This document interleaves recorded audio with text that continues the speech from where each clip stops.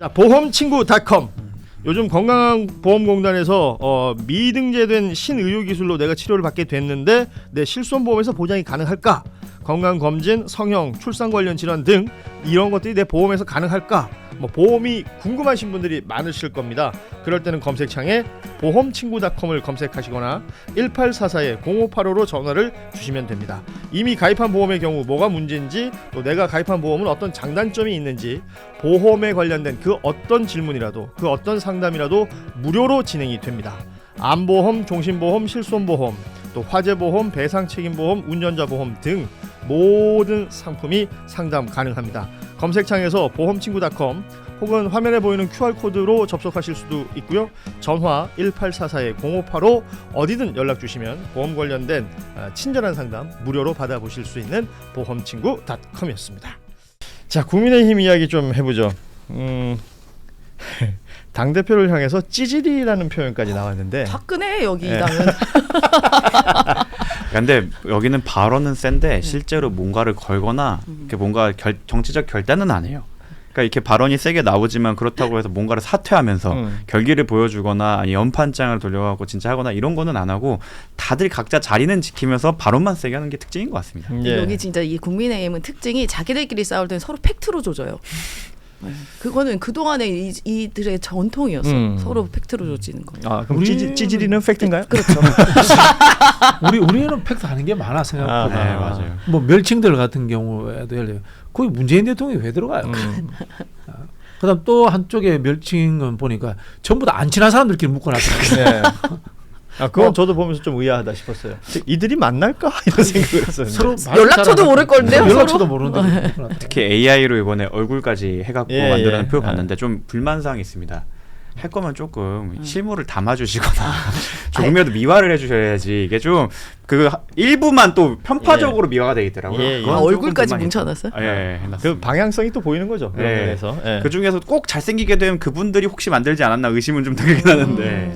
아무튼 지금 국민의힘 상황을 좀 정리하자면 앞서 말했던 그 찌질이라는 표현은 송석준 의원이 의총에서 비공개로 가자라고 얘기할 때 왜 비공개로 하냐 이런 얘기를 해야 된다라고 하면서 장동혁 대표 사퇴를 주장을 했었고, 그러면서 그 안에서 시끄러워지고 비공개가 된 이후에 여러 나온 이야기들이 있었는데 좀 희한한 건 장동혁 체제에서 당직을 맡았던 사람, 그런 사람들도 지금 장동혁 대표 사퇴를 얘기하는 분들이 많아요. 근데 그럼에도 불구하고 사퇴는 이루어지지 않을 가능성이 높습니다. 그러니까 이 체제가 무너지기 위해선 최고위원들이 다 사퇴를 해야 되는데 그건 이루어지지 않았고, 심지어 당 지지율이 19% 떨어지고 14% 떨어지네 이래도 그래도 버텼던 게 장동혁 대표입니다. 그런 걸 생각을 하면 아무리 주변에 성토가 있다고 하더라도 장동혁 대표가, 그리고 장동혁 체제가 무너질 가능성은 없고, 저는 지금 계속 그 생각을 하고 있는데 우리 모두가 너무 장동혁 대표의 생존력 혹은 정치력을 과소평가한 게 아닐까 모르겠다. 과소. 예. 예. 작년 10월부터 위기설이 나왔거든요. 그때부터 시작해갖고 연말 안내, 그러니까 연말 못 넘긴다, 크리스마스 못 넘긴다라는 말이 있었지만 또 그때 필리버스터네, 단식이네, 설날 전에 무너진다, 봄이 오기 전에 무너진다, 총선 3개월 전에는 사퇴시킬 거다. 하지만 계속 살아남고 있고, 지금 이번 선거 소청 들어가고 이제 대법원까지 갔다 오면 6개월은 번 거 아니냐라는 이런 전망이 나오는 걸 생각하면 저는 아무리 안에서 외치더라도 장동혁의 내구성과 멘탈이라면 계속 버티지 않을까 싶습니다. 그 일각의 보도를 보니까요, 좀 말씀하신 것처럼 최고위원들 중에 이제 4명이 사퇴를 해서 최고위원회가 깨지면 당 대표도 함께 날아가는 구조잖아요. 그런데 이제 우재준 의원이 있고 양향자 의원, 여기는 계속해서 사퇴를 주장하고 있고, 또 한 명 김민수 최고는 장동혁 대표와 이제 뜻을 같이 하고 있고, 그럼 남는 사람이 신동욱, 김재원 2명인데 이들이 키맨이다. 이런 기사들도 나오고 있습니다. 이거는 사퇴시킬 수 있는 방법들을 억지로 찾아다니는 기사 같았어요. 그런데 장동혁 대표가 오늘 또 한 번 또 변곡점을 만든 게 병원에 입원을 했습니다. 아이고야? 예. 과로에 의한 입원. 과로. 아니 뭘 했는데? 집회 계속 나가가지고 본인이 부정선거. 입원을 하러 간 게 아닌데 몸이 안 좋아서 병원을 갔더니 의료진의 요청으로 지금 입원을 한 것으로, 의료진의 권고하에 입원한 것으로 전해졌다라는 보도가 나왔는데요. 지난번에 아까 말씀하신 것처럼 단식 건도 있었고 필리버스터도 그 전에 있었던 것 같고, 그리고 어떤 국면마다 장면을 만들어내는 것들이 있었는데 오늘은 2번입니다. 그러니까 최근에는 이제 올림픽공원 아니면 이제 의총장에서 뭐 일찍 나와버린다든지 뭐 이런 장면들이 많이 노출이 됐었는데 이번에는 2번을 했다라는 소식까지 전해졌어요. 이번 제가 좀 해야 될 것 같아요. 와, 뭐 이런 더위를 먹었는지 좀 힘드는. 아니, 들어오실 이제- 때부터 힘이 없으시더라고. 아니 일하러 오셔가지고 그러시면 제가 어떻게 해드려야 됩니까? 장동혁도 그걸 일삼아 하잖아요. 이번도 일삼아 하시잖아요. 우리 제작진 그분은. 여기 비타민이라도 좀 갖다 놓고 네. 말이에요. 어? 그래 장동혁 대표가 국면 전환을 하는 아주 그 꾀가 있어요. 힘들 때 뜬금없이 당 대표가 필리버스터 1등하는 기록 세운다. 이것도 처음 봤고, 그 장동혁이 단식을 하긴 했죠, 그죠? 예. 근데 왜 했는지 이유는 기억이 안 나요. 예. 그만큼 중요하지 않은 이유로 단식했다는 거예요. 갑자기 입원하는 제주도 있고, 참 자기 몸을 던져서 국면 전환을 하는 탁월한 재주가 있는 것 같아요. 지난번 그때 입원했던 병원인지 한번 알아보면 그 부분도 재밌겠네요. 아니 근데 장동혁 대표의 우리가 체력은 이미 다 확인을 했잖아요. 24시간 필리버스터에도 끄떡없고 그날 바로 좀 짜장면을 드셨다고 네, 합니다. 네. 24시간 굶고도. 그다음에 단식 8일인가 했잖아요. 그때도 보면요 피부가 더 좋아지는 그런 현상이 일어나요. 명현 현상인지 모르겠지만 그래서 우리가 이분의 체력을 확인했는데 뭐 올림픽 공원에서 조금 뭐 땡볕에 좀 고생했다 하더라도 그게 입원할 수준인지 모르겠어요. 그래서 이게 또 저는 오버랩이 되는 게 최근에 그 개혁신당의 정의연 후보가 자작극 펼쳤잖아요. 그 논란이죠 아직까지는. 네, 예. 자작극 논란이 있죠. 예. 논란이 있잖아요. 그래서 이번은 그냥 약간 그런 취지로 한 건 아닌가라는 제가 그래서 생각이 또 들고. 어느 병원인지를 알아봐야 된다. 정혜안 후보는 아버님의 병원으로 그렇죠. 갔죠. 그래서 예. 지난번 그 장동혁 대표가 단식하고 갔던 병원도 굉장히 유명한 국민의힘 지지자분께서 운영하시는 그 병원인 걸로 알고 있는데 혹시 이번에도 거기가 아닌지 좀 의심이 된다라는 말씀이고요. 그리고 임세현 대변인께서는 그 체력을 봤다라고 하지만 여기서 더 나아가야 됩니다. 그때의 단식 때문에 여파로 아팠다라는 논리를 펴고 있기 때문에 우리의 상상력을 여기서 멈추면 안 됩니다. 아, 단식 그렇구나. 여파로 지금도 아프다. 아, 예. 예. 그 단식이 언제 끝났는데 그럼 미국 갈 때도 아팠어야지 몇 시간 며칠 동안 갔는데 아까 우리- 저는 아까 팩트 아까 얘기했잖아요. 예. 국민의힘은 자기들끼리 싸울 때 팩트로 얘기한다고 진짜 맞는 게 양양자 최고가 국민의힘 지도부 특히 장동혁 대표 향해서 좀비라고 얘기했잖아요. 예. 그 좀비 특징이 뭡니까? 본인도 죽지 않으면서 본인의 숙주를 막 여기저기 신고 안 죽어. 있잖아요. 안 죽어요. 딱 똑같은 말 한 거야, 진짜. 예. 요새 군체라는 영화가 잘 된다고 하는데요.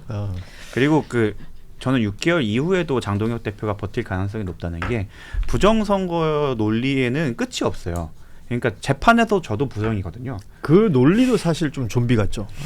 이렇게 해서 과학적으로 어떻게 설명을 하면 거기에 또 다른 어떤 이유를 달아서 부정선거 얘기를 또 하는 경우들이 많기 때문에 지금 장동혁 대표가 6월 3일 투표용지 부족 사태 이후 선관위 건을 두고 계속해서 취해온 자세는 처음에는 참정권 얘기를 했었는데 지금은 이제 부정선거론자들하고 같이 행동을 하는 게 보이지 않습니까?